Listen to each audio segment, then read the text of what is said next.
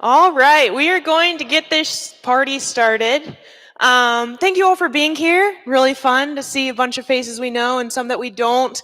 And so, if you don't know me, my name is Kristen. I'm actually the president here at Catapult. Sometimes saying that out loud still surprises me. So, if you're surprised, we're in this together. But basically, I'm just here to kick off our night. We have a lot of exciting things planned for you, and basically, I just take any chance I get to talk about one of my favorite things in the world, which is Catapult. And since you're all here in Catapult, you have to listen to me talk about it. So I'm sorry, or you're welcome, and both. But basically, what we are is we are an entrepreneur center that exists to foster the growth of startups in Lakeland through a space, which you are currently in. We have a co working space, we have a maker space, if you don't know what that is. Neither does pretty much anybody else, except for the people who know everything about every piece of equipment that's in there. But really exciting, we actually have our first Makerspace member in the launch competition tonight. We've never had one of them in this, so you can go ahead and give a round of applause for Josh. He's going to be up here later.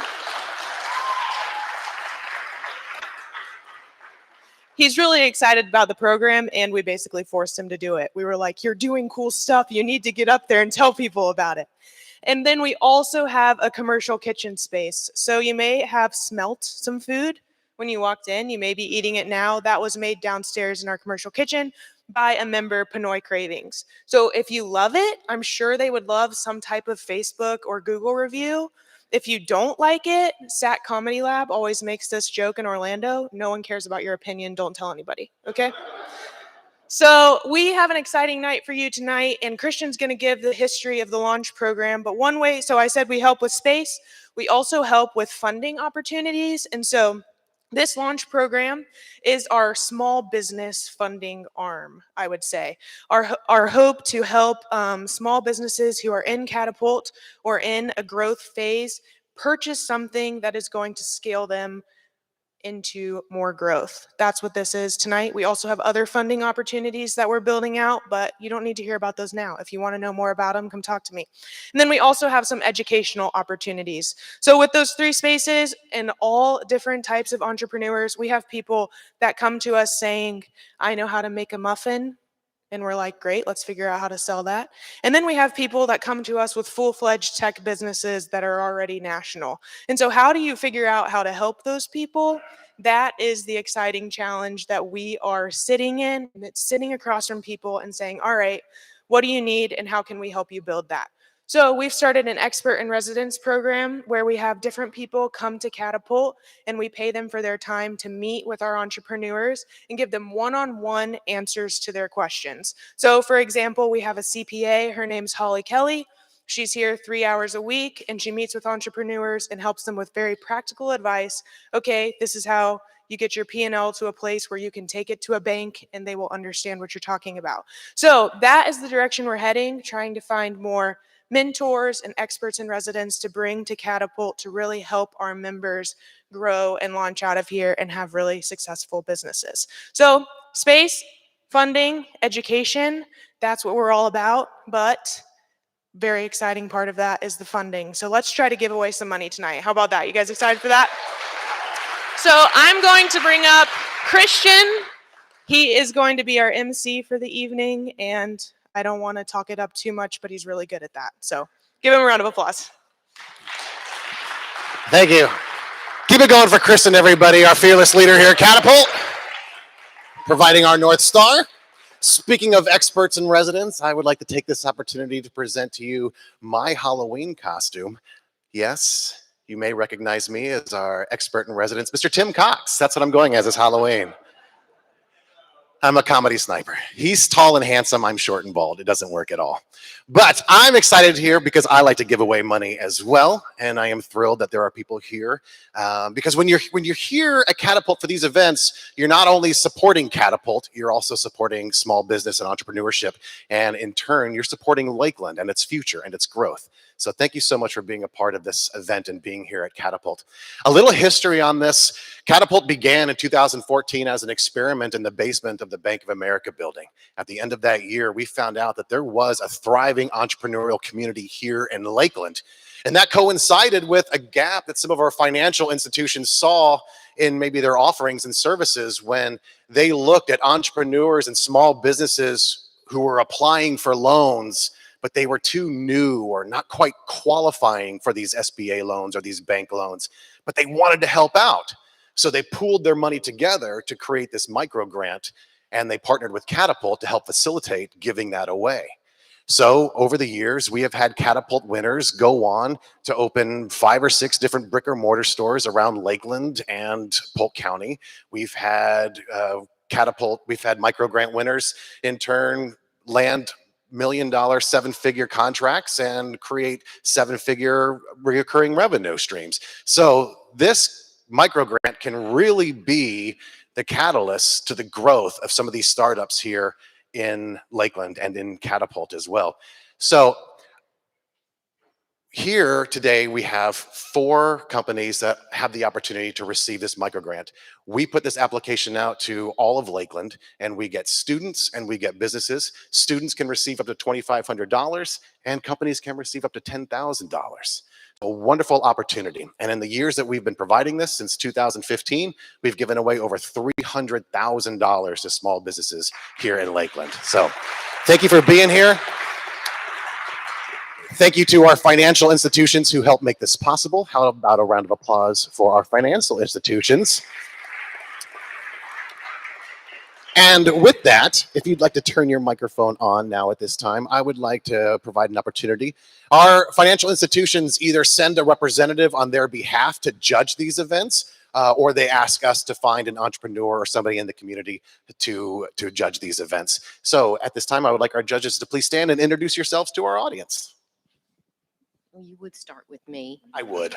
Hi, everybody. I'm Belinda Pullen. I'm with Bank of America, and I'm very excited to be here tonight to see the presentations and just to tell everyone how thrilled I am of how far Catapult has come over the years. Thank you for having me. Good evening. My name is Randy Holland with Bank of Central Florida, and we are very, very happy to sponsor and support this wonderful program.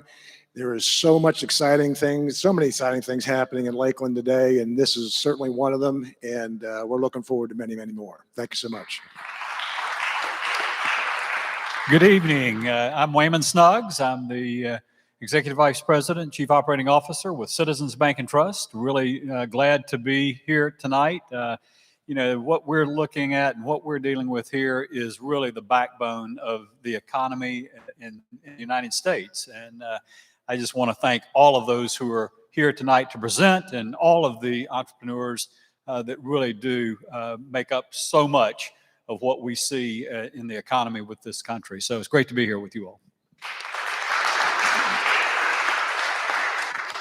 Hello, I'm Wesley Beck. I'm the lone entrepreneur on the board tonight. My job tonight is only to remind the bankers they're not bankers. We're giving the money away. So, Thank you, sir. So a little bit about the flow of this evening. So as I mentioned, a couple months ago, we opened the application up to all of Lakeland. We put it out there for anybody in Lakeland to apply for this Launch Micro Grant. Went through the applications, finalists were whittled down. Our finalists then went to closed door sessions with our judges where they got to ask them some questions about their business and the growth of their business. That leads us to our pitch night tonight. So what will happen is our presenters will have 8 minutes to give their pitch on their ask. So they are asking for up to $10,000 for the purchase of an asset that will directly lead to the growth of their business. Then our judges will have 8 minutes to ask them questions. After that, the judges will leave the room. They'll deliberate in another room. During that time, the audience will be able to have questions with our entrepreneurs. So while our judges are asking questions or while our entrepreneurs are giving their presentations, if you have questions, if you think of something, write it down so you don't forget it, because your opportunity to ask questions will be at the very end. So in the past at these events, we have seen everybody walk home a winner. That is not the case. Not everybody tonight is going to receive this funding. But who do you know in the community that may help these entrepreneurs?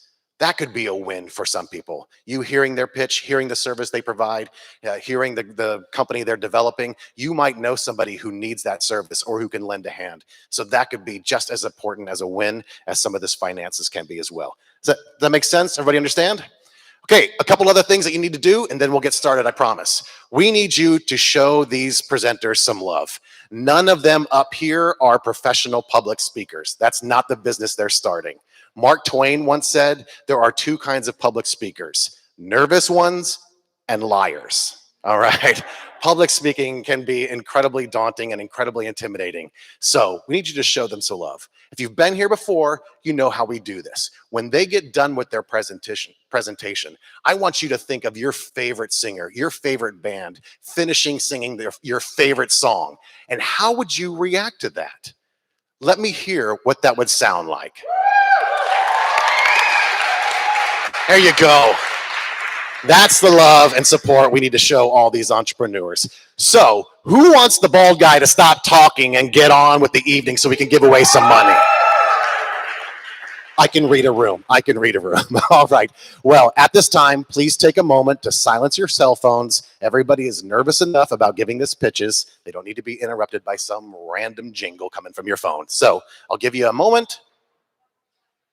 And we're clear. Please silence your cell phones. Up first, we actually have one of our student applications. She has been crushing it at the Lakeland Farmers Market since July. She is a student at Florida Southern, and she has been here at Catapult learning and growing her business, and we are excited to see how she does grow this business some more. So please welcome, from Purple Panda, Claire Henry.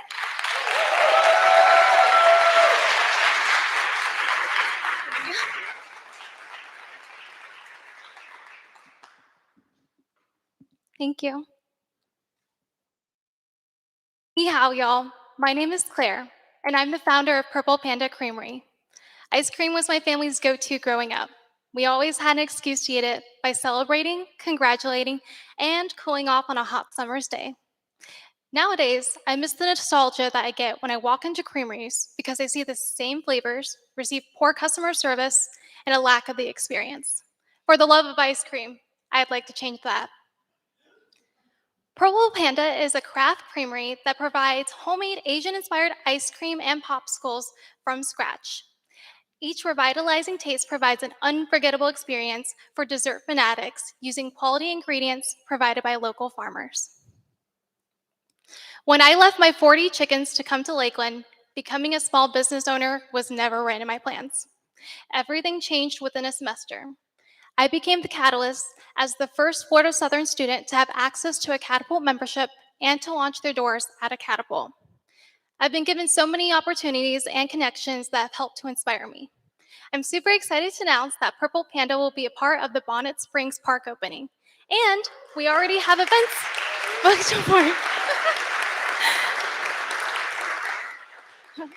And we already have events booked for next year.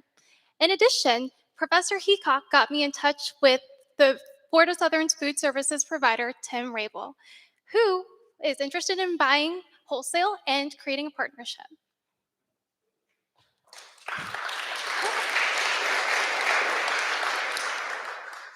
Purple Panda reaches their customers via Instagram, email, and local newsletters. We mainly thrive on word of mouth as the community has been super supportive and helpful with getting our story out there.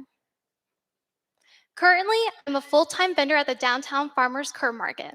I do not have any employees at this time, but my boyfriend helps out with setting up. Setting up the pop-up tent can take about 15-20 minutes. I'm at capacity to do one market at a time because I have to haul around 160 quart Yeti to hold my products. The Yeti can be super helpful in some ways, but it can be a huge pain in the tush to carry around. And a lot of people don't know what kind of products I sell. And that's why I'm asking for $2,500 to fund a Tuk Tuk ice cream cart. Thanks to Brett, the Makerspace director, he got me in touch with Catapult's one and only Nautical Bros, who will help me find the right build and support for a cart. The custom cart will cost $3,000, but I will personally fund the rest. The Tuk Tuk ice cream cart will include an electrical freezer, shelves for merchandise, and wheels, so that way I don't have to carry it everywhere. It would only take 5 to 10 minutes to set up because all I would have to do is unhook the cart from the back of the car hitch. I would be able to hire my first employee because sales will double. The Yeti will be a good backup resource just in case something happens, though. Also, people wouldn't have to question what kind of products I am selling. Purple Panda hopes to bring a taste of Asia to Lakeland.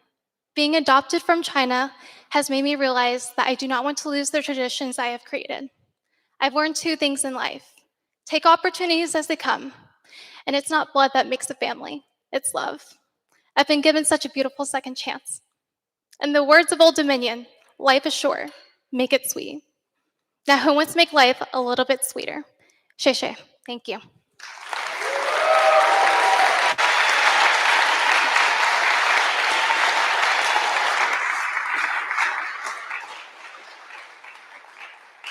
right, judges, you have 8 minutes to ask questions.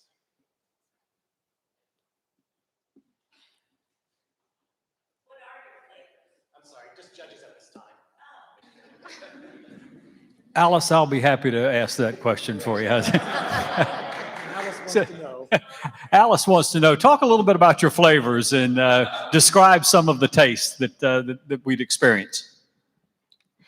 So some of the flavors that I have are, oh yes, and the judges can be able to try some of the flavors. So the flavor that you guys are going to be trying is Purple Panda's signature flavor. It's ube. Ube is made with a lot of Filipino desserts. It's made with a special, it's a purple yam. It has a starchy flavor to it, but sweet. Some other flavors that I provide is called Black Sesame Coffee. I dedicated this flavor to my mom whenever she wakes up in the mornings. We can't talk to her until she has her coffee. And another flavor that I have is dedicated to me and my younger sister. It's called Yin and Yang. It's also like a coffee flavor, but it helps. Sorry. It basically is just dedicated to us. We are very different people, but together we're one.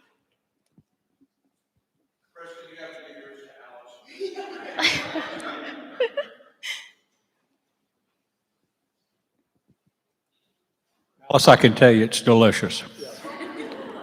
So you need to go to the farmer's market Saturday morning and get some. It's really good. Thank you.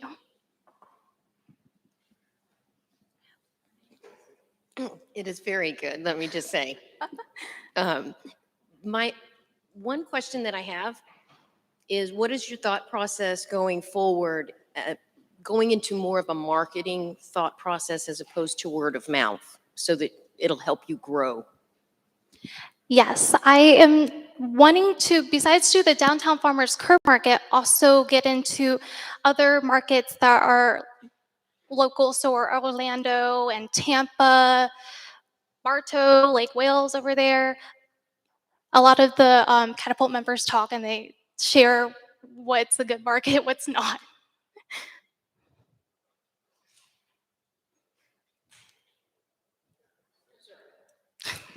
Yes, it is fantastic, by the way. Thank you. Tell us a little bit more about what you're going to be doing at Bonnet Springs. Bonnet Springs, I'm going to be providing 500 samples to, I guess, the first contenders that do come. I'm super excited because this has definitely been the second event that has been where we've had a lot of people to provide for. Yeah.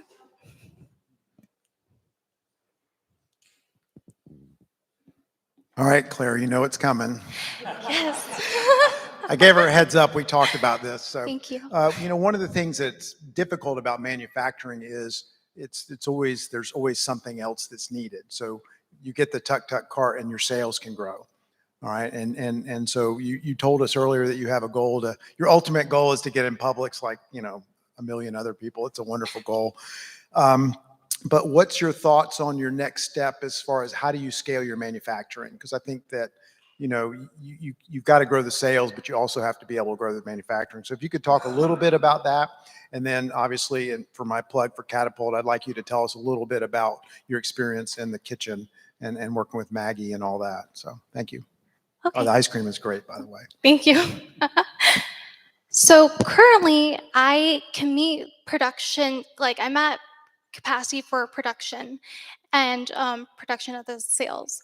I am wanting the tuk-tuk cart because with the tuk-tuk cart, it will pull in more of that demand for sales. The moving forward, I am looking more into a batch freezer, but due to like cost and stuff like that, a batch freezer can be about like $8,000, $20,000. So I don't want to start like I am starting business, so I don't want to start my business out in debt. And I just was hoping with the tuk-tuk cart it would be simpler to. I'm looking more into setup, like kind of stopping the like shortening the setup time, and also with trying to get more popsicles and ice cream into the cart, and just making sure that customers do know what I'm selling. And yes. Oh my gosh. Well, what can I say? Maggie has been super supportive and amazing. I literally have no words because she has been through it thick and thin with me. She just she's got my back, and it means the world to me. And the commissary kitchen is amazing. I have been able to keep like instead of bringing like stuff like home, I am able to leave it out on the shelf so I have enough space. And it's also just a great community because I can also work with other people in that space and just talk and see, and I guess just grow off of one another's personal struggles or so, like learn from each other. Well, a follow-up to that would be, could you have done this without a Catapult kitchen? No, I couldn't have. There's licensing and regulations that you have to meet, and doing this at home would not suffice because you have to keep track of like foodborne illnesses and make sure that everything is temperature controlled. Thank you.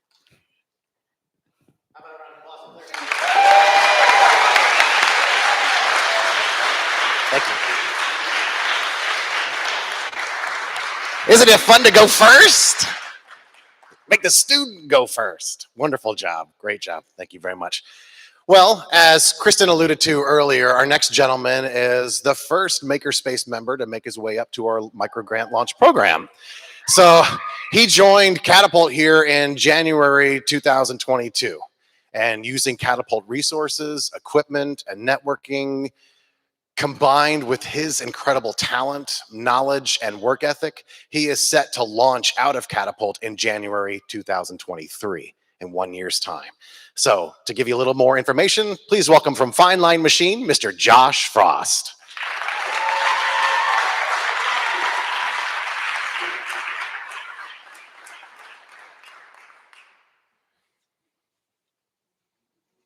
And the flowers are still standing. Thank you. So I'm Joshua Frost. I'm the owner of Fine Line Machine. We're a precision machine shop that started up in the makerspace. Basically, what we do is we take raw materials and we make them into finished goods. So this is an example of something that this started from this solid piece of metal. Give a little bit of background on myself. I graduated from Florida Polytechnic University in 2019 with a mechanical engineering degree. When I graduated, I had about 8 years of experience working in the tool and die industry and contract manufacturing. That kind of drove me to start a business that I had a lot of experience with. I joined the Catapult Makerspace and I started Fine Line Machine at the end of 2021. And that was kind of the timeline for that. So kind of the problem that drove me to start the business was, as an engineer, there was supply chain issues. Finding people to make your products within a reasonable amount of time was non-existent. It was usually 6 to 8 weeks or longer to get things done, and that really just, as a small business, you can't wait that long for some things. The customer service from a lot of machine shops was pretty poor. They were taking a long time to communicate. Receiving quotes took a while. Usually purchasing decisions are made within a few days, and it would take a week to get a quote back. And then they don't normally offer CNC machining and additive, so there's not really a variety of services. You have to have multiple businesses to get all of your products produced.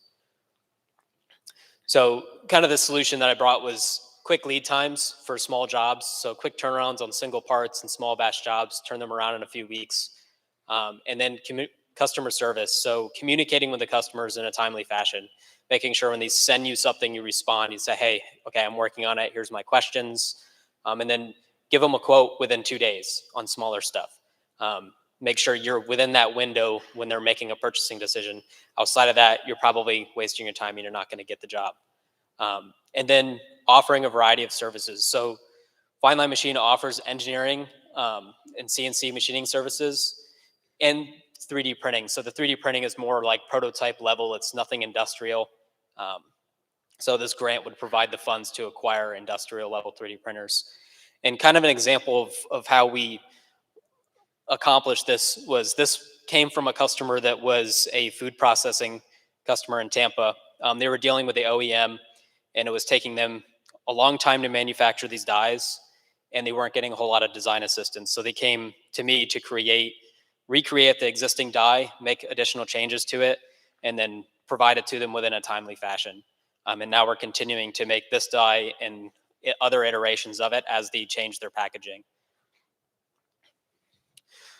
So I serve a variety of industries. Robotics and automation is probably one of the bigger ones. Food and beverage is another big one. I mean, this was a food company. And then marine and oil and gas are other few that I deal with. Future industries that are looking to grow into is aerospace and medical. It's the big picture of where I want the business to go. And then as far as the services, so do offer engineering services, reverse engineering. So this was an example of the reverse engineering that gave us a product. I reverse engineered it, and then I remanufactured it. Tool and die design that supports the housing industry. Work on automation equipment, and then we assist with designing for manufacturing. So you have a part, how do you make it? How do you make it cheap? How do you make it fast? You know, a lot of people send you something and it's really expensive, but it's not what they need. They need something that's a lot more cost effective. So I assist with that. Currently, it's just one employee. It's just me. Looking to add a machinist sometime next year. Hopefully by the beginning of Q2, I'll be hiring a machinist. And then the grant would enable the hiring of an entry-level position. Currently in the business, there's not really a place to hire somebody at entry level because CNC machining and all of this is very high level and requires high skill. The 3D printing capabilities would introduce a lower level position to give somebody a place to start. And then the 3D printing capabilities we have are the lower level 3D printers that are just for prototyping and small parts that don't have a lot of strength. So I'm not able to provide a higher quality of industrial printing that's usually required with the customers that I deal with. So what I'm asking for a funding for a Markforged printer, which prints a high strength nylon carbon fiber material. So it is a very robust material that can be used in a lot of end use applications. It's not really prototyping, it's end use stuff, replacing machine components. It's similar in strength to aluminum. And then the other printer would be a Formlabs printer, which prints out of resin, and it makes very precision parts that are have very good surface quality, something you'd usually see in an injection mold for a lot faster, a lot cheaper. So those are the two printers that I'm asking for. The total ask is $12,000, and I will be funding the rest of the money. So the growth opportunity, the grant benefits by adding the higher quality industrial 3D printing services. It allows me to grow into different markets and creates a low skill position to bring somebody in at a lower level with hopes that they're going to grow and build themselves into a more higher part of the business. So the industry is continuing to grow into all these different industries. The additive is really a very fast growing part of the industry. And it's kind of a key to staying competitive with offering both sets of services. So the payback for the full $12,000 was calculated out to be about 22 months with very conservative numbers for running the machines for like a very low number of hours each month. Those are very conservative. And then the first $2,500 of profit will be paid back to the launch fund before we take any profit into the business. So before I go to Q&A, I just want to thank you guys for your time, and yeah.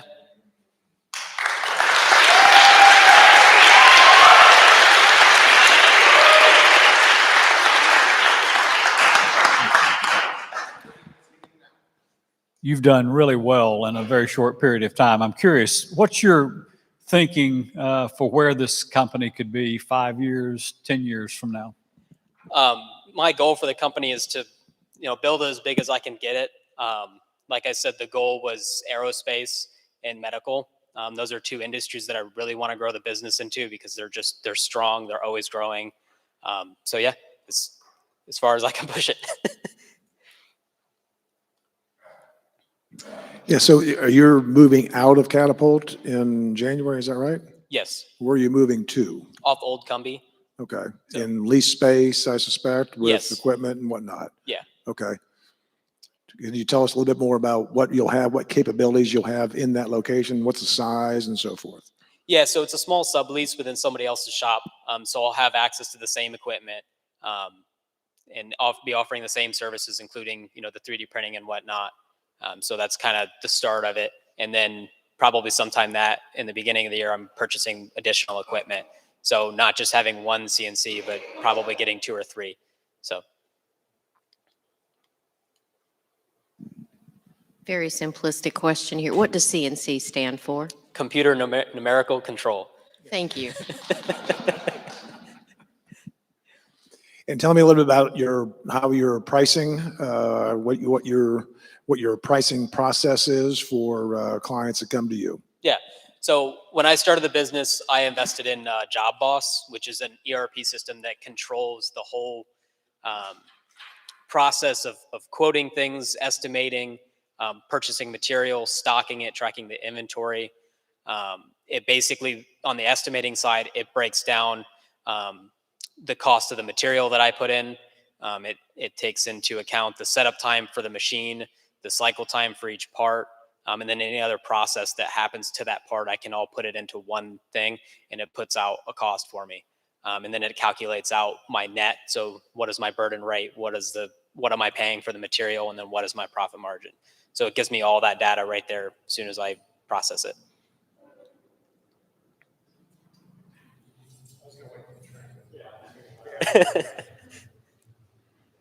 Well, Josh, I would say that these judges can be bribed, so you didn't bring any ice cream. So I know. your products aren't nearly as sexy as ice cream, so I'm sorry about that. Yeah, I tried. So just for the audience, what you would not know unless Steve or I told you was this is exactly what we wanted to do prior to Catapult, the makerspace. That's where all this started. And Josh is exactly the type of person that we were hoping would come out of the woodwork like a cockroach. Not that you're a cockroach, but this is exactly what we wanted to see and we thought was out there, but we just couldn't prove it. And it was just so expensive to start a makerspace that we decided we would do a co-working space. So it's kind of an interesting thing, don't you think, Steve, that, that we're sitting here now and now we have people like Josh, coming into our community, getting educated in our community, staying in our community and trying to grow a business. That's all this is all about.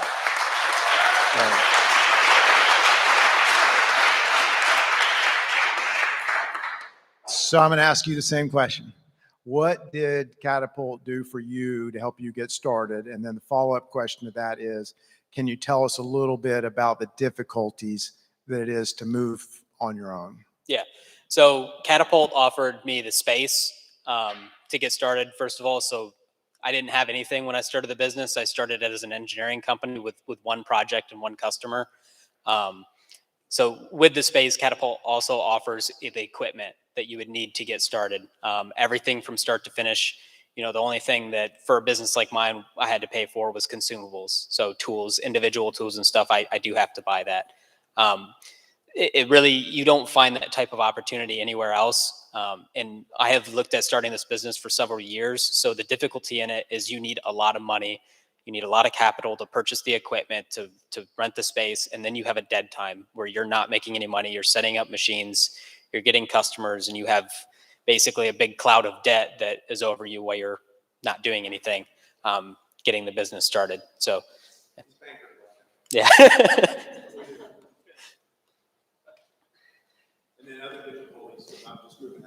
Yeah, so I mean, the biggest difficulty with moving out is capital, in finding space. The real estate industry, as we know, is hectic. Finding available space is not usually an easy thing. There's a lot of resources here that help with that. They point in the right direction, you make connections, and they help find the space that's right for you. So, yeah. I just wanted to say one more thing. I've seen you at work on that machine, and it is extremely impressive. I cannot imagine how long it took you to learn how to do what you do. So I guess my question would be, what is the time frame for the startup position to get to an expertise level that you're at? Probably several years. So I worked for a full year as an apprentice before anybody let me really touch a CNC machine. And even then, once I did, I was very closely monitored through it. And then from there, it was, you learn. So usually you have to work for somebody as an apprentice, and they're teaching you and mentoring you. And you really can't learn any other way. It's an experience type of trade. So thank you.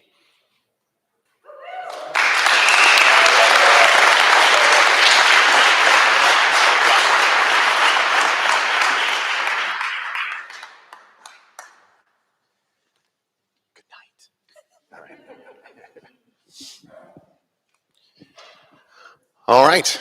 So next up, a gentleman who has taken his experience with insurance, commercial real estate, and aviation and combined it into his new career and his new business. So please welcome from IR Aerials, Jeff Carrillo. All right, thank you very much. As Christian said, my name is Jeff Carrillo. I'm the owner of IR Aerials. and getting way ahead of myself already. All right, so my company exists to help various industries deploy drone technology to solve industry-specific problems. I am from Lakeland, Florida, moved to Dallas in 2014, made my way back here just 2 years ago.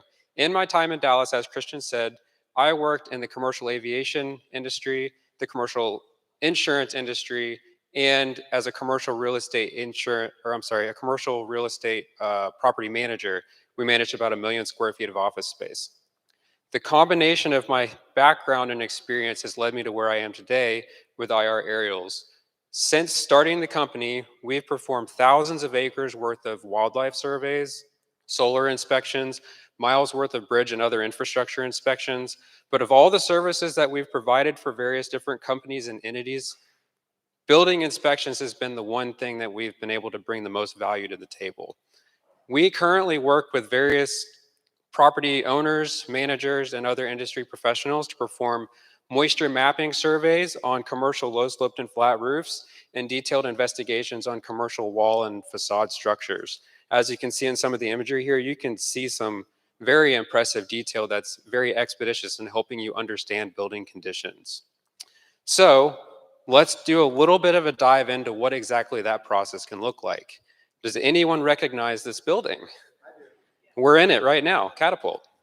So this building is roughly 3 years old, is estimated to be 19,155 square feet in total size. This roof's composition is comprised of a TPO construction, so it's a single ply membrane. Essentially what you're looking at on the screen here is to the left a visible image, to the right a thermal image. We're using this data collection to study for suspected moisture or any known issues that exist in the building right now. Catapult will be happy to hear, after review, we did not find any issues in the roof that would require further investigation. Now, if Catapult is taking the right steps to prevent or to deploy an ongoing preventative maintenance program and keep up with this asset and keep it in a serviceable condition, they have the potential to save potentially hundreds of thousands of dollars over the lifetime of this roof. Now, that is the first step in our investigation process.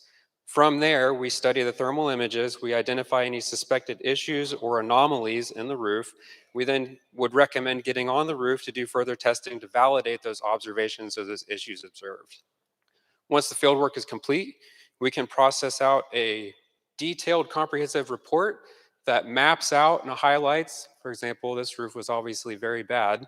All of the issues that we see correlates to causation, the reason water is getting in the roof, calculates how much damage is present, and gives that owner a comprehensive understanding of what they're dealing with so they can make important decisions on what they should do next with the roof or structure. So there are various benefits to this process and this method. One, it gives you a great visual representation and a comprehensive understanding of what's going on with those buildings. Two, by identifying those problems, specifically highlighting them, you can then capitalize on that to resolve those problems, reduce your energy footprint, save a lot of time and money, and help you really protect those expensive assets. So, we've done a lot of different things in various different industries. As I've gone on in this industry as a commercial drone services company, we want to focus specifically on commercial building inspections and working with commercial property owners accordingly. So we want to expand our service offering from just drone services to helping them perform the full extent of that building investigation, so doing the drone imagery, and then we would actually be involved in helping them do the on-roof investigation and moisture testing, et cetera. So step one is to find the problem. Step two is then to come back and present solutions on the problems we found, help with design plans, oversee quality control of the construction and remediation process, and then perform, where Catapult is now, ongoing preventative maintenance programs to help them see that asset live its sold and warranted lifetime. So today, the ask is for $10,000 to acquire two new assets. One is a moisture meter, a Tramex deck scanner, and two is a DJI Mavic 3 Cine. The assets will be purchased and the additional funding will be self-funded over the 10 grand that these assets are going to cost. So what are the benefits? How does this help us be able to provide more value to our clients? One, this is the Tramex deck scanner. This is a well-received, well-accepted testing method in the industries that we serve today. It's an excellent resource for helping us be able to do that on-roof investigation and moisture testing to help validate the thermal anomalies and issues that we find in the roof through non-destructive testing, which means we're not cutting up the roof. Another great benefit is we live in a very weather temperamental state, right? Florida, it could rain for a month and a half straight in the summer, right? We all experienced that this year. If you're a roofing owner or if you're a commercial property owner and you have roof problems and you need to have an assessment of your roof done within a week during that time of the year, it can be very challenging to get that done in a timely manner. This asset will help us be able to expedite inspection processes when we cannot utilize the drone for some reason. The Mavic 3 Cine, in a similar respect, will allow us to offer an additional services to provide clients with additional marketing resources to help them show off and showcase their properties for leasing, etc. In addition, while we're on site doing the inspections, we can utilize a lower cost drone to be able to perform some of the visual inspections to help us with reducing our maintenance and UAV costs. So in the first year, we're forecasting roughly a revenue increase of about 20%. We guarantee to pay back 20% of the grant within 2 years. And Lakeland, being home personally and professionally, we look forward to continuing to grow our business here, and we'll be hiring one field technician to help us utilize this equipment in the field as we continue to grow our business. I really appreciate y'all's time and welcome any questions.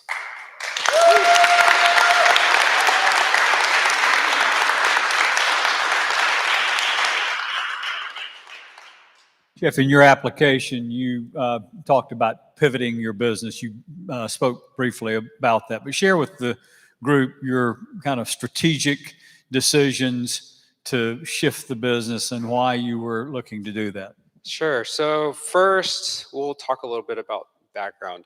I've seen a lot of changes in the drone industry over the years. We've gone from really inception to where now I think the drone industry is kind of in its teenage years of life. It's still got a lot of maturing and growth to do. Over the years, I've seen technology go from this was $30,000 new, to the newest drone that I bought that's much more advanced in capabilities and flight times for half the price. FAA regulations have loosened up to where it is not hard for you to get a drone license. Back when it was first started, you literally had to have an aircraft pilot's license to fly a drone legally for commercial purposes. So just between the combination of things that I've seen, some of our bigger clients over the years have gone from asking me constantly about project opportunities to asking me for advice on how they can deploy drones. So because of that change that I've seen in the industry, my goal is to build a scalable business model. And if you continue on a trend that you're seeing and it seems like things are really changing, you've got to pivot. So my pivot is I want to move from being a commercial drone services company long-term to becoming more of a building enclosure consultant, which involves commercial roofs and walls, and focusing specifically on the commercial real estate market rather than necessarily casting a wide net into various different industries, specifically focusing on just drone technology. Yes, and kind of follow up a little bit on that. Where do you get your leads, and how critical? How are you developing your network as you enter into this new territory? Sure. So this is actually my third speaking opportunity in a week. I like going to conferences and educating people on how this technology, among other technologies in the industry, can really benefit individuals, whether you own a building like this or large industrial spaces, et cetera. So I like to go to a lot of conferences, set up booths, do a lot of networking, do as much speaking opportunities as I can to educate. The whole foundation of this industry is new and has to be learned to understand how it can apply and help. So I do as much teaching as I can. From there, I'm fairly active on LinkedIn and other social media platforms. LinkedIn is the most productive for a B2B transactional type of service. We do get leads and opportunities from that, and we do get business, repeat clients from time to time, and referrals through that as well. And then I'm looking to further expand on that question. I'm looking to expand into working more directly with commercial property owners and managers, and plan to get involved with BOMA in the greater Tampa area. And we'll be looking into other opportunities to network and just introduce myself to people and hopefully show them how we can help.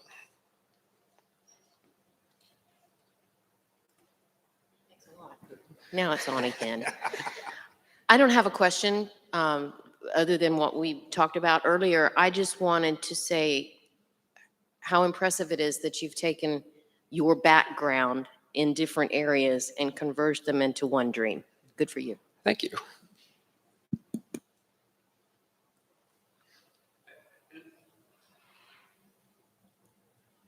And I just heard you say you do like public speaking. Yeah, I do. Is that a problem? One. There you go. Yeah. Okay, staying on the Catapult theme, we have a lot of different drone people in Catapult. Are you doing anything with Root or any of the rest of them, or has that benefited you in working with your business plan or anything along those lines? Yeah, actually, Root's out tonight helping me with a job. We're scratching each other's back this week. So I let him borrow one of my drones for a project that he needed last minute. And he's helping me with a job that I didn't have time to do tonight because I got to go out and meet the roofing contractor tomorrow to do the on-roof investigation stuff with them. So we do like to brainstorm and collaborate. And we've talked about some different areas and how just how we've seen the industry change and evolve over time, what we see the industry going to, and how we can both be able to capitalize on those changes to still bring value to our clients and the industries that we serve. I think it's important to surround yourself by people that can build you up and make you better, and you hopefully be able to do the same. And it's been awesome to be able to find that in Catapult. There's a couple of businesses here that I've gotten to know the owners of that are really striving for excellence and doing some really cool stuff. And they challenge me. Some of them are way beyond me as far as where I am in my business, and being able to sit down with them and say, like, how are you doing all this fundraising? Because like that's kind of scary when you step back and kind of look at that process and you've never done it before. So that's been honestly my favorite thing about Catapult so far. As you're doing one of these jobs and the ones we saw here, are you legally allowed to go to a property next to that and do the same thing and then approach them if they have a problem? So, ooh, we're getting into legal stuff. All right. All right. So from a legal perspective with the FAA, as long as you have permission to launch from a location, technically you can fly almost anywhere you want if you're within the FAA guidelines and restrictions. Of course, there's limitations if you're near an airport and stuff. But yes, you also have to study each individual state's codes because they have their own individual rules and laws about documenting someone's real property with or without consent or permission. But yes, like if I have permission to fly at Catapult, I can document Catapult's roof and any other roof within that area as long as I land back on the property that I have permission to document. I think when you're tackling that subject, there's a lot of negative perception to drones. And some people, if you approach them and show them, hey, I got all these cool pictures of your roof and your building, some people might be like, oh, I don't know about that. I think there's a more tactful approach in approaching them and say, hey, we're doing an inspection next door. If you're open to it, I'd love to do a free, quick investigation just to give you an idea of what things look like. And then if you find issues, then there's an opportunity to present a value add and a sales pitch from there. And they're going to be more well received to the idea, my opinion. Yeah.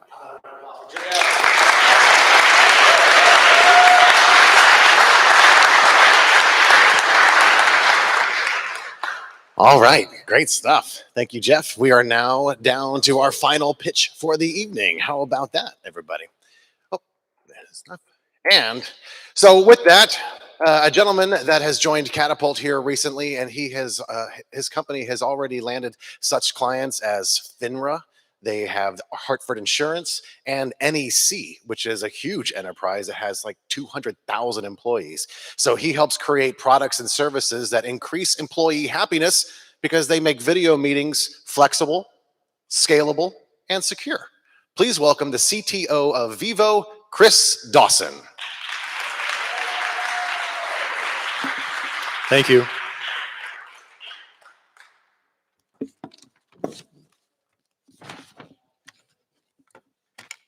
All right, so first I'd just like to thank the entire Catapult staff. And I think I speak for probably everyone up here, but I worked on this presentation a lot this week, but I saw people in this room who worked a lot harder than I did, and I just want to thank people for all the things they did, especially for sitting through my presentation. But the flip side of that is if it goes badly, it's their fault, not mine, okay? So, all right, let's get this started. So I am Chris, the CTO of Vivo. We started Vivo in 2019. We made a bet that video traffic was going to explode inside of corporate networks, and that was going to cause a lot of problems, and we had a good solution for that. So when the majority of the office is using Zoom, it really overloads your network. And the problem with that is that it not only overloads the person that's watching the video who might have an inconsistent experience, the video might degrade, but it overloads the network for people in the office like their neighbor who might have trouble downloading. And this is really hard to control if you're the manager of Zoom. So we eliminate 95% of this bandwidth utilization. The way we do that is we take a single stream into the network and we rebroadcast it using something called multicast technology. Now, does anyone remember a big event that happened in 2020? Global pandemic, anyone? So the bet that we made that video traffic was going to explode was really right, but the bet that it was going to happen inside of offices was really wrong. And this has led to a huge shift in the way that specifically enterprise software is delivered and managed and used, and that's what I want to talk about today. So this is our software. Enterprise video delivery is complicated. It's especially complicated when you have to do it in a secure way. For example, Hartford Insurance, a Fortune 160 insurance company, it took them 7 months from the beginning of the time when they started to investigate our software to actually decide to purchase it. The sales cycle is really long. Highmark Health is another one of our customers. They're an $18 billion PPO in Pittsburgh. It took them 12 months from the time that they bought the software to deploy it and actually get a full end-to-end test, so a whole year. In fact, they actually renewed before they had the thing fully working. But this is sort of expected, and this is the way that enterprise software works, but the point is the sales and deployment cycle is really lengthy. FINRA is the financial regulatory agency. They're another one of our customers. In 2020, they spent $900,000 on an emergent purchase of VPN software.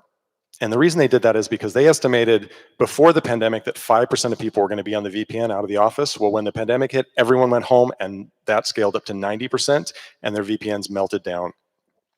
And so this is an example of what the change in enterprise software looks like. There was everything inside the firewall, inside the corporate network, that all of a sudden had to move to the cloud.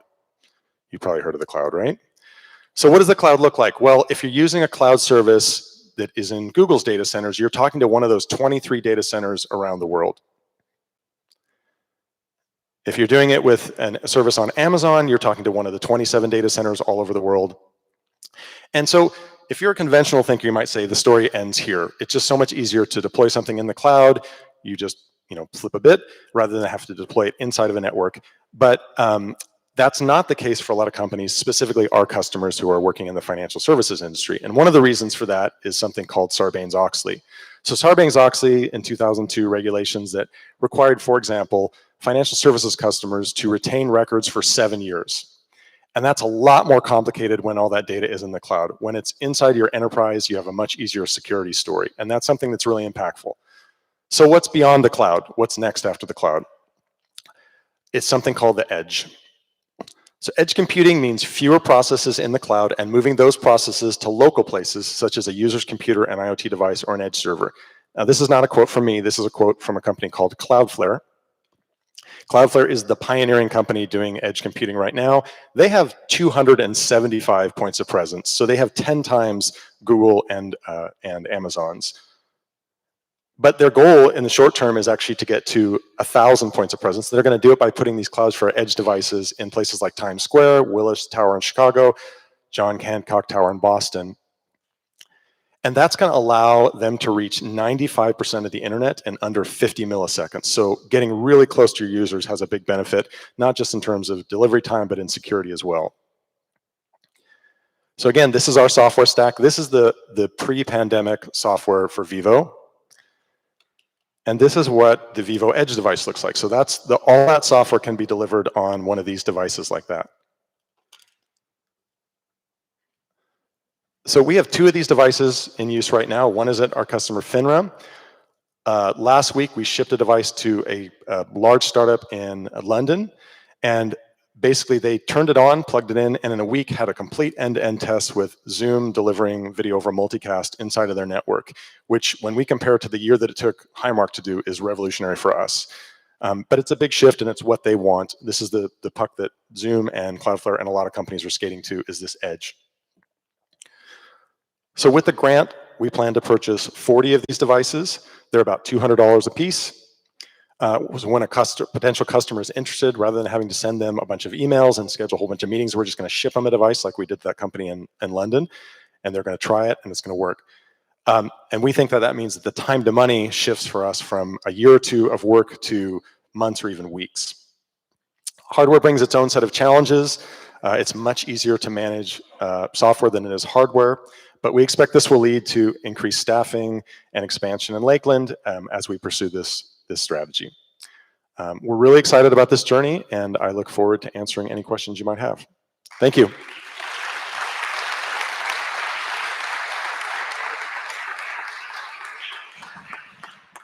Hey, Chris, in your application write-up, you referenced, after you deliver these and you've sold the software, that you think you can lease these machines or the hardware for, some amount of money per month. It's fair. The number is fairly expensive. I'm just kind of curious what you're thinking on that relative to the company just investing in their own hardware and being able, once they test the software, buy it, use it in their own devices versus a big lease expense per month. Yeah, so we have sold the software in software form already. We align with Zoom's pricing strategy, so we basically price our software essentially the equivalent price to the equivalent for Zoom's webinar. That pricing model has led to, I think, less questions about how do we price and why it's priced a certain way. I think there will still be some people that will want to do it in a pure software model, but I think for a lot of people, at least to trial it, it will work this way. These are going to be kind of throwaway devices, so we'll have them installed, and if they fail, we'll just ship them a new one. But we think it'll be a way that people can trial, which again, there's a long period of evaluating software, and then deploying it is a lot easier with this too. So does that answer your question? Okay.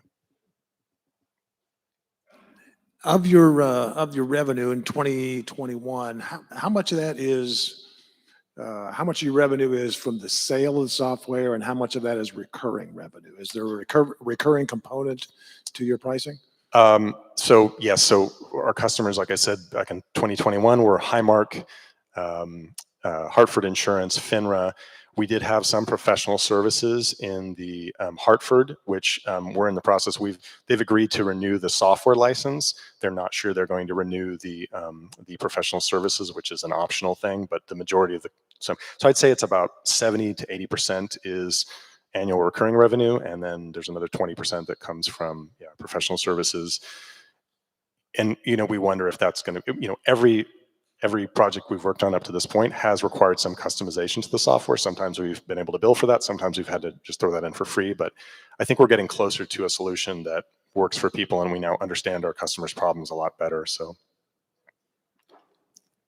I just have a quick question. What's your marketing strategy, and how are you reaching your customers? How are they finding out about you, and what are your future plans in that area? This was the question I was worried about. Not really, but our marketing strategy. So I'm a tech person. I'm the CTO. My partner is the CEO. He's really a salesperson. So we've experimented with a whole bunch of different marketing strategies. LinkedIn is a place where he does a lot of prospecting. He does 3 hours of cold calling every day. He has a network where he's worked as a salesperson in this industry for 10 years. So he has a Rolodex of about 7,000. One of the benefits of being in Catapult is my neighbor is actually an expert, and I don't think Mark is here tonight, but he's actually an expert in marketing, and I've been talking to him a lot because I think that's one of the weaknesses and gaps in where we're at right now, is that we don't have a really coherent marketing strategy. Those images that you saw on the screen were actually my attempt to do some marketing, which is to create, like those are actually visualizations that you can plug in the numbers from your network and say, we have this much bandwidth, we have this many people in our office, and you can see a visualization that shows how bad is it going to get if everyone's on Zoom. That was kind of my attempt, and I'm not trained as a marketer, so I think that's one of the things that we have room for improvement is in marketing. But it's, marketing is a lot of work, and we're, my partner's point in that is that, a lot of enterprise customers, they buy because their people in their network have bought it. And now that we've established, 4 or 5 companies that are well known, that have used it and are using it successfully, that he thinks is a better marketing strategy than spending a lot of money and time on doing a whole bunch of marketing. So, I'm willing to wait a little bit longer, and we've got some customers now, so. Thanks.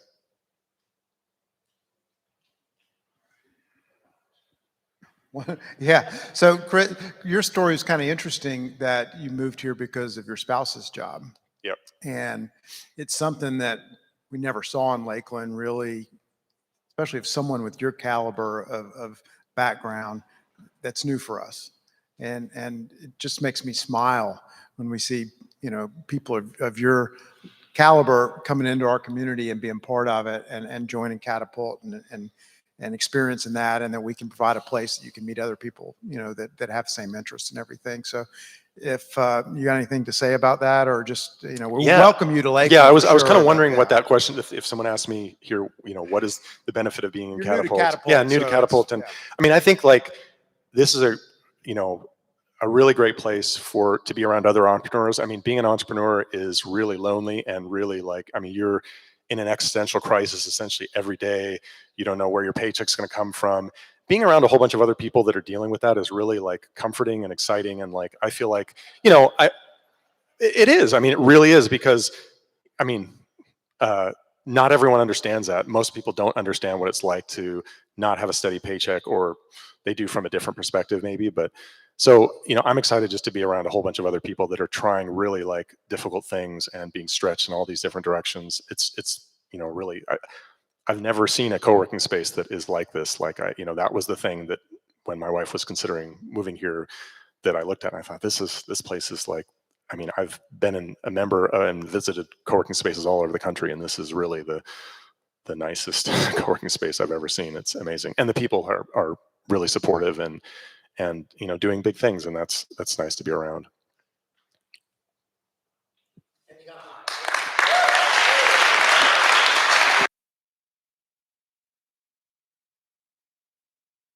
Thank you very much.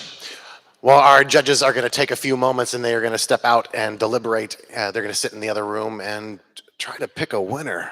Man, I do not envy that job tonight, but hopefully one of our businesses will go home with some moolah tonight. So while they step out for just a few moments, I want to take this opportunity to invite our entrepreneurs to grab a chair. Maggie's going to come up. So all those questions that you thought of during their presentations, this is your opportunity to ask them questions about their business, about their service, how you might use it or enjoy it, where you can find it, whatever questions that you may have. And our bankers and our judges will be back in just a few minutes.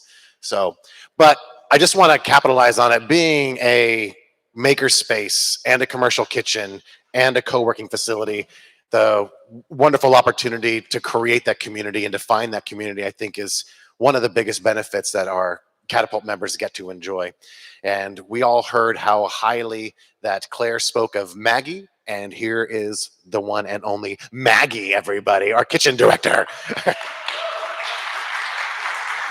Hello, welcome. All right, we are going to just take 1 second to rearrange these chairs, and then we will be ready to answer all of your burning questions. Okay, can you slide in just a little for the microphone here? All right, perfect. Okay, so go ahead and take a seat, everyone. We should have 5 chairs, a little musical chair. It's action here. Okay, so that was a little bit of a tease. I have the first question. So sorry, everyone. Wait, you have to wait just a little bit longer. So you all have made some great asks tonight to all of our panel here, but we have a question. How can we as the audience support you in your business? And Josh, I'm gonna have you start. We'll just test and see if this microphone is on here. So how can we support you, Josh, as an audience? I mean, just networking, share the business. And if you know anybody that needs this type of service, sharing it with your colleagues would be great. So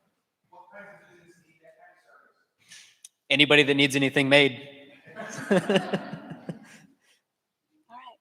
Claire, how can we support you? Oh, just networking, and then also, I guess, trying something out of the box. It's not every day that you get to see ube or black sesame flavors or egg custard sort of flavors. So yeah, just trying something new. Awesome. Well, I'm new to Lakeland, so maybe hurricane tips is something that people could give me. I don't know. That was new to me. But yeah, I mean, as I said earlier, just this community is really exciting. So just sharing your stories about what's going on in the community is important to me. Awesome. As I'm continuing to kind of grow and scale my business, I am looking for more folks to have conversation with that are in the commercial real estate industry. We're exploring some new ideas and opportunities in addition to what we've talked about tonight, and we're in a little bit of a brainstorming phase. So any connections there, I would just love a welcome opportunity to just have a conversation. I think that would be a huge help to my business right now. Awesome. Okay, Michelle has a microphone in hand, and so who among the audience tonight would like to start us off with their very first question? All right. Hello, this is for Purple Panda. I looked at everyone's social media or website on this little paper here, but for yours particularly, have you given any thought towards branding, like maybe Purple Panda stuffed toys or stickers or anything like that towards, prospects for the future? Yes, I have. That's why I was wanting to provide the shelves for the Tuk Tuk cart because I'm hoping to include stickers and shirts and maybe even earrings. So, yes, I'm definitely moving forward and looking forward to adding that additional stuff to my products. Awesome. I think we have a question. Yes, this question is for Vivo. So what part of your technology package is proprietary and how do you protect that secret? Let's see, what type is proprietary? Well, our software is, our moat, I would say, is our player. We have a player that's really complex that took a lot of time and energy to build and is not something that would be easy for even a large company to reproduce. So that's one of the pieces. We've filed some provisional patents, so we have some protection in that way. Yeah, we're also going after, I think, a market that is very specific right now because we know those customers have a need. So I think we'll figure out some of those things as we go on. Thank you. All right. Do we have any other questions in the room? Kristen. Hello, I actually have two questions. The first is for Jeff. So, is there a reason why you're focused on specifically commercial and not residential real estate? Because as you know, as a Floridian, there are issues getting your roofs fixed, especially when it comes to leakage and things like that. There's a program within the state, I believe, that you can file to get your roof replaced, but it's an extremely arduous process. So I just wonder, why the focus on commercial and not residential, or is residential for the future, or is there a specific reason? Yeah, that's a great question. Yeah, whenever storms come through, there are more residents that get affected than commercial buildings. There are certain applications where drones can provide a lot of value in the residential sector. What we do more of is on the moisture mapping and the thermal imaging side of things, which is only applicable on the commercial low sloped and flat roof side. From a residential perspective, just using your regular, what I call RGB or full spectrum imagery, you can utilize to help you identify wind damage, hail damage, missing shingles, get you percentage calculations and estimate how much your roof is damaged to help with presenting yourself to the insurance carrier for a claim. There's certainly a lot of application for that, and I know there are a number of businesses out there that do that.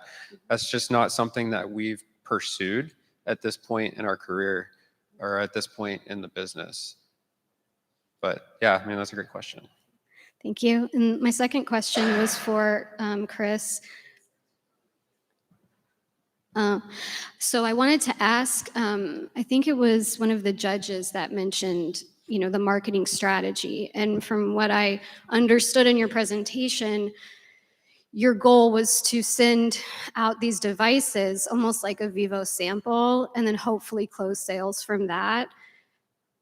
You explained how finding new customers is a long process and a costly process. So if this is specifically intended to drive down the customer acquisition cost and hopefully result in some higher lifetime value, is that not a marketing strategy in and of itself? Yeah, I would say yes. It's more like the two ways we were going to approach it were that we get some inbound requests. This customer in London actually found us somehow, and then we shipped them a device. And then my partner, who's the salesperson on the team, he is calling people incessantly and emailing people from his Rolodex. And we feel like one strategy now is to say, hey, we can ship you a device. So it feels like it's between sales and marketing. Yeah. Thanks. All right. Any other questions in the room? Christian, I see you. Yeah, Chris kind of mentioned this earlier about entrepreneurship being a lonely gig. How do you all handle the no's and keep yourself motivated to keep your businesses growing on maybe a down day? Let's start with Josh on that one. We'll pass this over. To handle the no's, I guess we just keep going.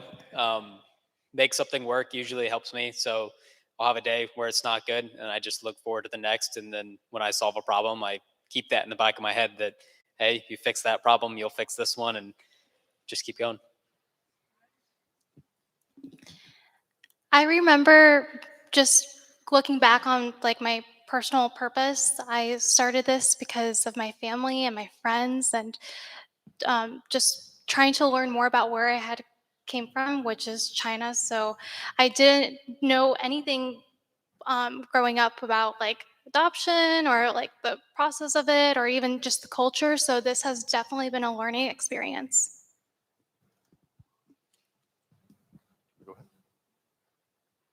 I'm blanking on the question again. How do you keep going on a tough day? Right. What keeps you going? Yeah, so I think it's important to have a good partner for that reason. I think that that's one of the really big benefits of finding partnership. I think you get some of that by being in this community here. I think that's really, really important. So, but having a partner that can be with you through those moments is really helpful. So, I've got a couple thoughts on this. Having done this for a few years and feeling like a lone wolf for a long time can be very stressful. I think it's very important to surround yourself by a community of like-minded people. So everyone really up here this evening and a lot of other businesses that are a part of Catapult. I think too, it's important to keep your expectations in check. You're not gonna get a yes every time. Honestly, if you do, there's probably something wrong and you're not gonna succeed because you're probably too cheap or there's something. So keep your expectations in check. It's okay if something doesn't go right. You can beat yourself up a little bit, but you got to figure out how to get over it and get ahead of it. It's not easy, but that's the benefit though of having community around you to help see you through that. Well said. All right, I think we have another few questions over here. Yeah, this question's for Josh. Josh, can you talk about your customers and specifically what percentage of your customers come to you with a design need and say, hey, we have this need, we have these specs, can you build us a product for this? Versus what percentage of your customers come to you with a design problem and say, hey, we have something that we need to solve for, can you help us with that? Yeah, so that's a good question. Most of our customers do come to us with a product that they need made. I would say it's about 80% of the customers have a drawing, have a 3D model. It's already, everything's clearly defined what they need. They just need somebody to make it. Whether it's they need one piece or they need 10,000 of them. So yeah, it's mostly manufacturing something that is already designed and created. I would say the other 20% are people that they have something that they need. It's either an existing part with no documentation that they need it documented. They need a 3D model of it, a drawing. They need the drawing to have their company name on it or whatnot. And then they need it made. So I would say that's the other 20%. So yeah. So maybe this is more of an observation, but I think I can create it into something that you can share with us at least. And maybe Josh would be the least. But when I look at the list, Catapult is kind of like build it and you will come. Like, I mean, Chris is not from here. I'd like to hear your story where your wife works or why she came to Lakeland. That would be interesting, I think, to everybody here. And, but if there wasn't a Catapult or there wasn't this company, you wouldn't be here. You weren't homegrown. And even, Jeff lived here, he moved away. Why'd you come back to Lakeland? Like, what was the reason for that? And by the way, being in Central Florida, there's like 300 million square feet of commercial space. So you ought to join the Lakeland Economic Development Council because we got a lot of people in that business. We'll talk about that. Yes, we should. But why did you come back? Why'd you leave? We always laugh about people, the first thing they do when they graduate from LCS or high school, they're like, I'm never coming back ever, right? And here you are. And then, basically, Claire, why did you come to Florida Southern College? Like, how did you pick Florida Southern? Why did you pick it? And now that you've been here for almost 4 years, are you going to stay? or do you want to leave and this is why you want to leave? I mean, is Catapult even helping you maybe stay in Lakeland? And Josh, I have no idea. So, I mean, you're kind of like homegrown, right? Are you from Brandon or whatever, Bradenton, right? Somewhere? Is that where you live? Right. So, I mean, you went to Poly, and so that's awesome, and you're staying here. But maybe each one of you could kind of give us a little bit more about your personal story. And again, I would submit that 3 of you wouldn't be here if there wasn't a Catapult. So, and I'm not trying to give Catapult credit. I'm just saying to our audience, we built this thing hoping this would happen. Here it is. It's cool. So, yeah. All right, can yeah, get started. Josh, why don't you start and we'll go down the line. So I would say my decision to move to Dallas back in 2014 was probably one of the best decisions I ever made in life that led to other best decisions that I've made since then. When I left, it was honestly more for personal reasons. I was ready for a change in life. Most people would be like, that was really stupid. But I literally couldn't sleep one night, packed up my truck with what fit in it, and hit the road and told everybody when I got to Alabama, I moved to Texas. So I got there, started interviewing for jobs. That's when I got into the insurance world. And what was great about my experience in Dallas was I got to go out of something that was comfortable and familiar and learn something completely new and totally different. The mindset of a big city in Dallas is so different than Lakeland. I was able to bring a lot of the things I've learned, a lot of the relationships I built, and bring them back to Lakeland to hopefully bring something new and unique to the city here. One of the bigger reasons that we moved back was, one, this is home to me. My parents don't actually live here anymore, but we wanted to be in a smaller, more family-friendly environment to be able to build our own family.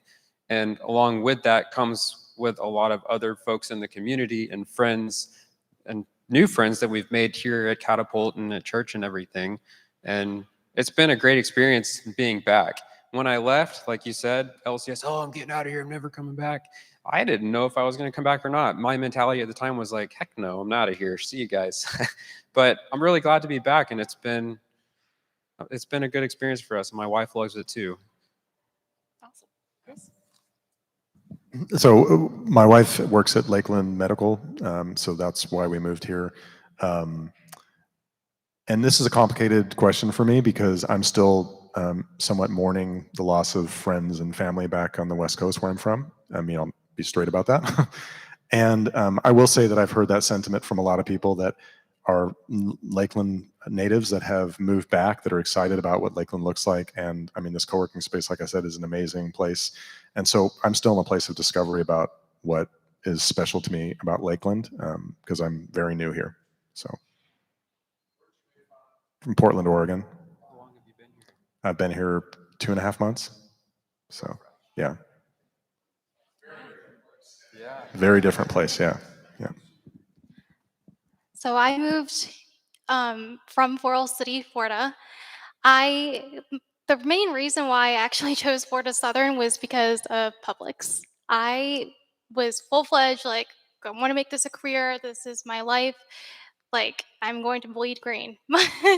you know, Florida Southern had opened up and created those doors for me where I found out that, hey, there's not just Publix, there's also this. And I was like, I just knew that I'm on the right road. And I can definitely tell you, Lakeland is home.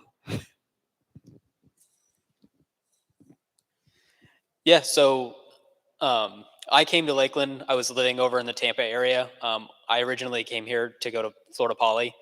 It was a new school. I was the second class that started there, so the opportunity to go get an engineering degree at a new university was something that appealed to me. That's what brought me here. And then when I finished school, I went back to Tampa to work for a company for a few years, and then basically Catapult was one of the reasons I came back, because there's nothing in Tampa that creates an opportunity to create a business like mine. So Catapult was, the only place that offered that. And I came here to start the business. And then the community basically was what really makes me want to stay here and keep the business in Lakeland. So. Josh, can I just follow up? Why become an entrepreneur? You could have worked for another company. You did. You saw it. Why did you decide I want to do it myself? Probably crazy. No, it's just a drive. It's been a dream of mine for a long time. That's always what I wanted to do. I'm somebody that likes to work for myself and create opportunities for other people. And as an employee, I really didn't get that from somebody. What I can create by myself, I feel like is much more, and I can give that opportunity to other people that will in turn work for me, hopefully. So. Fred, I think you might have had a hand up earlier. I did, but he kind of sort of asked my same question. But I'll toss one more out to Claire, and it's about the ube because I'm a huge fan. And so where do you source those purple yams?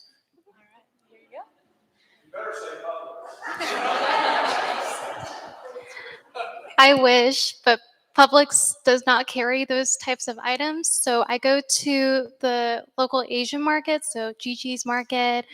There's also another markets out there in Brandon where, well, I don't want to give away too many secrets. Yes, but Brandon, check out the Brandon area. Oh, and Tampa. There's also a place in Tampa. All right. Christian, do we have time for one more question, or are we just about to wrap up? One more question. All right. We've got the very last question coming to us. Morgan is on her way. Josh, so since you said you're in the food and beverage industry and are hoping to move to medical, are there any material restrictions that you have that you can't work on, or hygienic, or food grade, or anything like that? There's not a whole lot of restrictions. I think the restrictions are more so certifications that are required in the industry, especially with medical and aerospace. I mean, you can't, if you don't have a proper quality system, which I don't have yet, you can't even touch the work. You can't even look at it. So that's part of the goal of growing the business is to get into those certifications and some of the special materials that you do have to work with. All right, awesome. Well, thanks everyone for your questions tonight, for your curiosity. I'm going to go ahead and dismiss our panel here, hand this back over to Christian, and he's going to tell us what's next. Who knows? Yes, have a round of applause. Taking your questions and answer. Our judges have finished deliberating. They are writing things down and they are making their way back into the room to announce the winner that they have chosen for this evening. So bear with us as we get them organized and back into the room.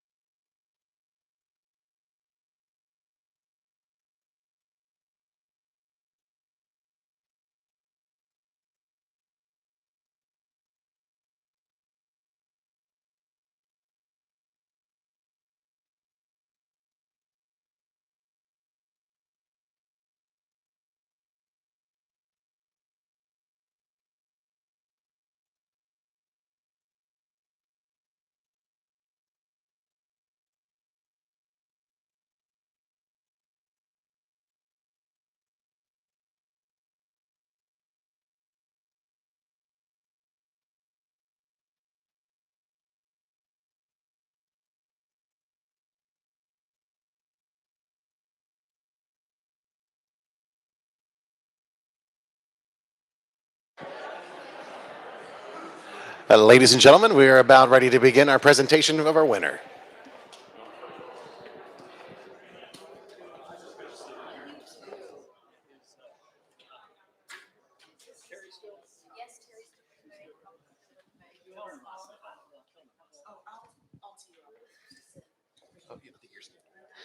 Hello? Okay. This is a very exciting time, so you're probably going to want to listen to me. All right, one more round of applause for all of the presenters, please.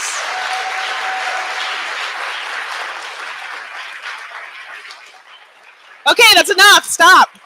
We got to move on. Okay, so basically what's about to happen, and I just want to tee it up one more time. So this used to be a program where we were trying to build excitement, trying to build demand, and so we were funding everybody. The fund is not in a position to give everybody all the money anymore all the time. So that is what I'm going to leave you with. But we have Randy Holland, who is from Bank of Central Florida, who basically drew this short straw and volunteered because he's done this before. He's been a faithful launch participant for a really long time, so he is going to deliver the exciting news. Thank you, thank you. And I am one who hates public speaking, absolutely. And kudos to all four of you again for getting up here and doing this.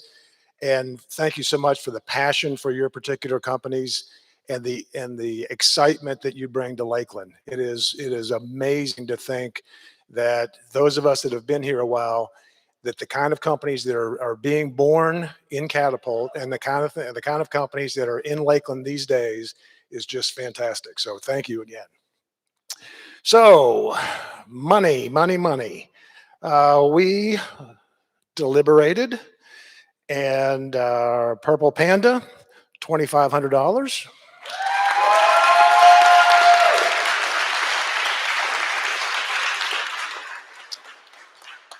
Fine Line, $10,000.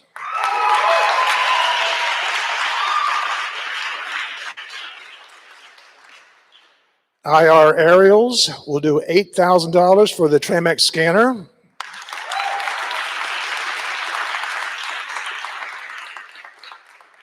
And Vivo, we will do 20 of the devices for $5,000 with the option to come back for a second bite at the apple. Okay?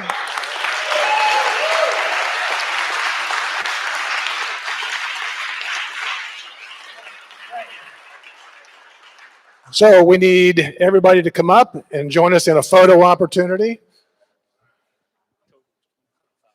And the total tonight is $25,500.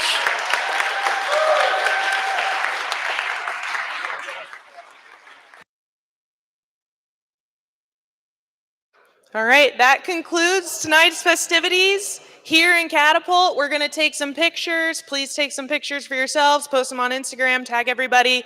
And then there is, at the joinery after this, we have partnered with them, or I don't know how, but they're going to give some happy hour. They're extending happy hour for anybody that attended this event. So walk down, enjoy the night, and let's celebrate. Have a good one.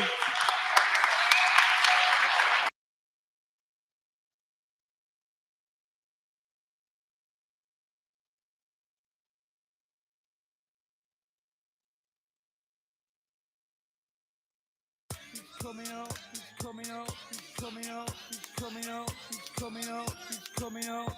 It's there.